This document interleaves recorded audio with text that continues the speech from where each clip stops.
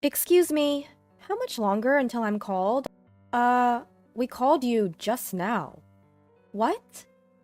Startled by the receptionist's words, I hurried into the examination room, and there was my familiar husband. Why are you here? The blood drained from John's face.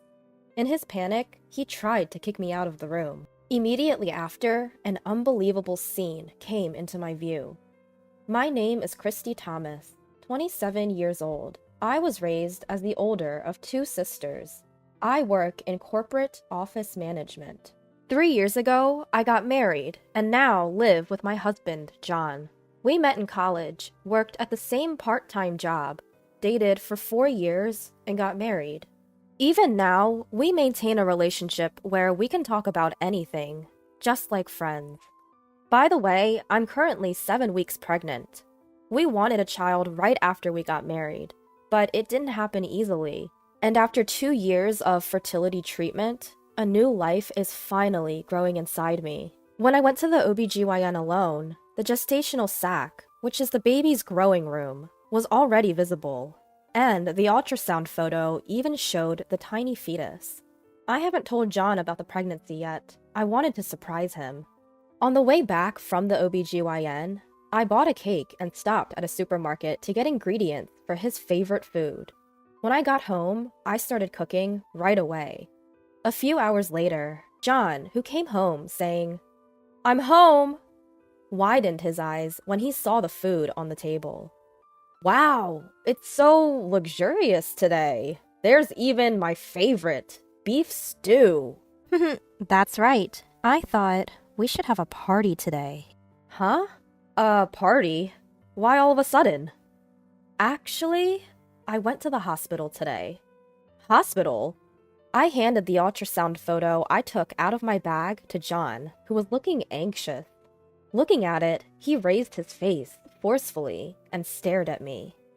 Christy, is this really? John, we're becoming parents. Really? We're going to be parents? Yes, it's true. Our baby has finally come to us. I'm just so surprised. I'm lost for words. I know, it doesn't feel real, does it? But it's true. Our baby is really growing inside me, growing steadily. Oh my God. Everything seems to be growing fine. Together, John, we're finally becoming parents. With every word I say, the reality of it slowly sinks in. Tears start flowing from my eyes, and before I know it, I can't stop them. John must be really happy too. He hugs me tight, his eyes also brimming with tears.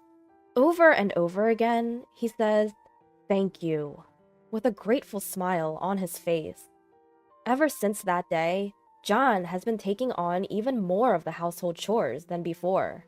We used to share the housework, but now he's taken over cleaning the bathroom because it's too dangerous for me.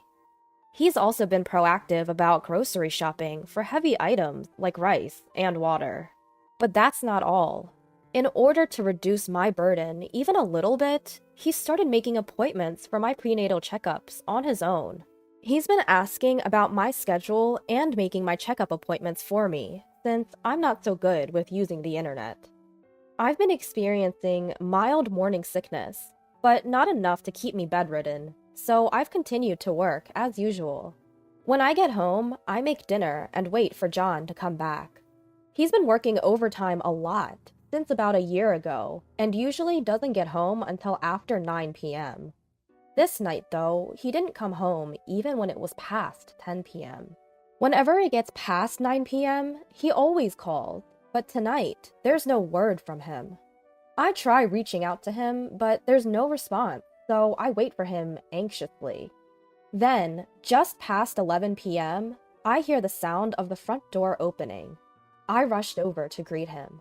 "John, welcome home! I was worried because you didn't contact me." Sorry. Something came up. But you weren't supposed to have overtime today, right? Did something happen?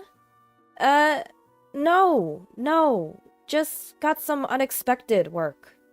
His eyes are clearly avoiding mine. Something seems off about how he's speaking. An uneasy premonition gripped me, and I confronted him right away. John, are you hiding something? What are you talking about? I'm not hiding anything. Then why won't you look me in the eye? If you have nothing to hide, you should be able to tell me where you were and what you were doing, right? I told you. I got caught up with an unexpected job. Some screw up by a junior. I had to step in and handle it. But even if that was the case, couldn't you have sent me a message like you usually do? I texted you several times. I even called you, didn't I? Well, it couldn't be helped. I was busy. I didn't have time to answer your calls. John, who was usually so composed, raised his voice and glared at me. This was the first time I had ever seen him like this, and it startled me. He continued ranting, panting, and out of breath. After all I do, working late and then coming home to be doubted? What nerve. Is it fun for you, making a fool out of people like this? What are you talking about? I'm not making a fool out of you. I'm just asking why you were late. I said it was because of overtime, didn't I? What more do you want? It's not about what I want or don't want. You didn't contact me like you usually do. That's why I thought it was strange. Oh, enough. You're being so stubborn. Is it because you're pregnant that you're having these intense delusions? What? Listen, Christy, when the time comes for you to give birth, you won't be able to work. And then who do you think is going to support us? Me, right? If you want to be supported, stop interfering in my work. John then left, throwing off his suit and going straight into the bath, after which he shut himself in our bedroom. What was left in the living room was the untouched dinner I had prepared. In front of the untouched side dishes, I was overwhelmed by indescribable emotions. Why? Why would he say things like that? All I did was point out that something felt off. To call it delusions? That's too harsh. Since that day, John began treating me coldly. It became normal for him to come home in the early hours of the morning, and the days when he would come home by 9 p.m., as he used to, became rare. In the midst of all this uncertainty, my pregnancy continued. John, who used to help out with anything and everything, no longer did any household chores, leaving it all to me. The strain of doing the housework while being careful not to exert too much force on my stomach gradually wore me down. Finally, unable to handle everything alone, I called my younger sister Karen. Hey, Karen. Oh, sis! Long time no see. What's up? Well, I had a bit of a spat with John. Oh, really? You two are just like the saying, the more you argue, the better you get along, huh? Karen, my sister, who's 3 years younger than me, is working in the fashion industry. We've always been referred to as two peas in a pod, and we're very close. During my dating days with John, she was my go-to for advice. She's an irreplaceable part of my life. That day, too, she listened to me for almost an hour before I ended the call. Opening up to her helped me feel a bit better.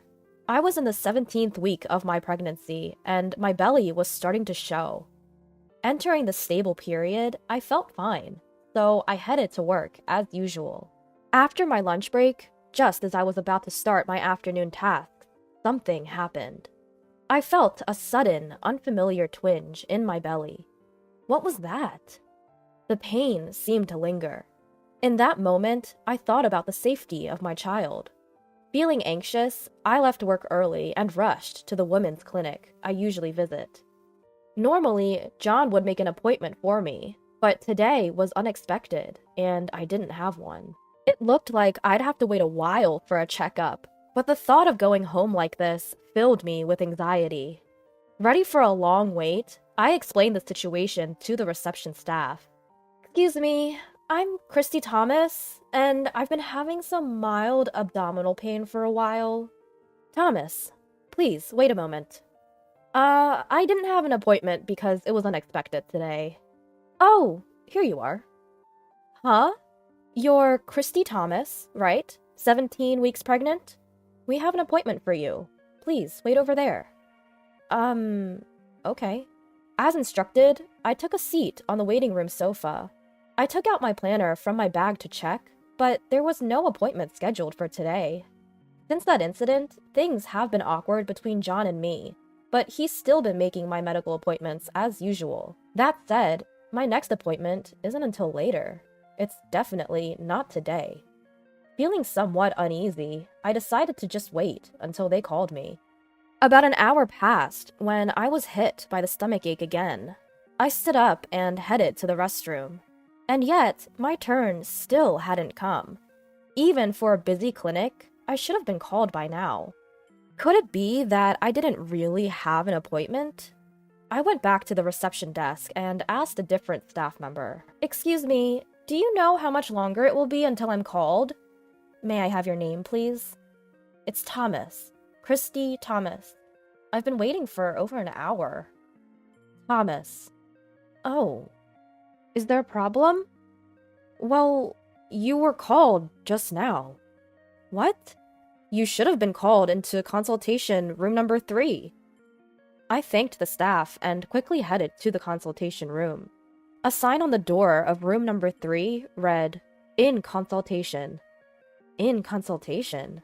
I was supposed to be called, so why?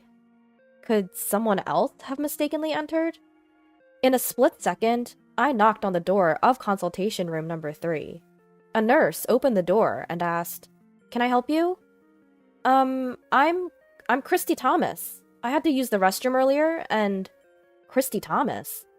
"The receptionist said I was already called, but the sign said in consultation, so I thought maybe someone else had gone in." "Wait, you're Christy Thomas? But she's already inside." "What?" No matter how I thought about it, something was off. Convinced of this, I pushed past the nurse and forced my way into the examination room. That's when it happened. An unbelievable sight met my eyes. "Why are you here?" There, in the room, was none other than my husband, John. The moment he saw me, he started speaking in a flustered manner. Christy, what are you doing here?" "That's what I was going to ask. Why are you here?" Could it be, John? Did you make the appointment under my name? But why?" "Just get out, for now!" John tried to forcefully push me out of the room. However, given this obviously strange situation, I couldn't just back down. "John, explain this to me. Why are you here right now?" I'll explain later. So, for now, I want an explanation now. You can't expect me to just accept this, can you? I'm begging you. Just leave for now." While I was arguing with John, the doctor, probably returning from an internal exam, came back, looking puzzled. "Wait, Christy, huh?" Seeing me, the doctor's eyes widened. "Doctor, I just got here." "Huh? Then who did I just examine?" Just as he said that, the door to the exam room opened. Coming out of the room was none other than my sister, Karen. Oh, Karen? I had absolutely no idea what was going on anymore. "Why is Karen here?" Well... My frustration grew at Karen's hesitations. I confronted her. "Why is the appointment under my name? And why did you come out of the examination room?" Then the doctor, who had been listening, opened his mouth. "Mrs. Thomas, I apologize for not realizing it was not you. She was wearing a mask, so I couldn't tell. But I thought it was strange. You're supposed to be 17 weeks pregnant, but the baby was too small." It was no wonder the doctor didn't realize. My sister and I look so much alike, and she was wearing a mask. "Doctor, the person you just examined is my sister, and that man there is my husband." "What? So, you mean the father of the baby I just examined is..." The doctor's sharp gaze locked onto John. I could see the color draining from his face. And at that moment, I finally understood everything. John, Karen, I need an explanation. From the beginning. Whether they had given up or not, they slowly started to speak. According to them, they had been in a relationship for about a year. While I was struggling to get pregnant and undergoing fertility treatments, they claimed temptation got the better of them. Then, my pregnancy was confirmed. At first, they were purely happy, but shortly after, Karen's pregnancy was also confirmed. Karen asked John to accompany her to the hospital because she was scared, and John, in his usual carelessness, mistakenly booked the appointment under my account. He noticed this just before we arrived at the hospital, panicked, pretended to forget the insurance card, and completed the check-in. While I was in the restroom, the staff at the front desk's shift changed. As soon as they called the name for the appointment, Karen must have slipped into the examination room without running into me. The doctor initially didn't realize it was Karen, since she was wearing a mask. But of course, during the examination, it became clear she wasn't me. And as the doctor was wondering about this, the real Christy arrived at the examination room. After that, I regained my composure and had my own checkup. The abdominal pain was diagnosed as transient, and there was no problem with my baby. I took my husband and sister and headed straight for our parents' house. I also contacted John's parents and asked them to come to the house. Once everyone was gathered, I explained to them the whole situation. "Of course you're going to take responsibility, right?" I asked. Stammering, my husband responded, Responsibility? Of course! I will continue to be with you, Christy." "Huh? What are you talking about? We're obviously getting a divorce." But you just mentioned responsibility." "The responsibility I'm talking about is alimony. I'm going to make sure you pay, both you and Karen, for what you've done." What? Wait a minute! I never intended to get a divorce." My husband's words sparked anger in my sister, who was standing nearby.